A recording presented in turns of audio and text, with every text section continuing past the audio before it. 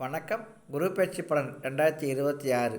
குரு பகவான் கடகராசியில் வீட்டிருக்க ஜாதகர்களுடைய ஜென்ம ஜாதகத்தில், அதாவது பிறப்பு ஜாதகத்தில் சூரியன் கடகம், விருச்சகம், மகரம் மற்றும் மீனம் ஆகிய வீடுகளில் இருக்கும்போது குரு தன்னுடைய கோச்சாரத்தில் சூரியனை தொடர்பு கொள்ளும் பட்சத்தில் ஜாதகருக்கு மதிப்பு, மரியாதை, அந்தஸ்து சமூகத்தில் ஏற்படும்.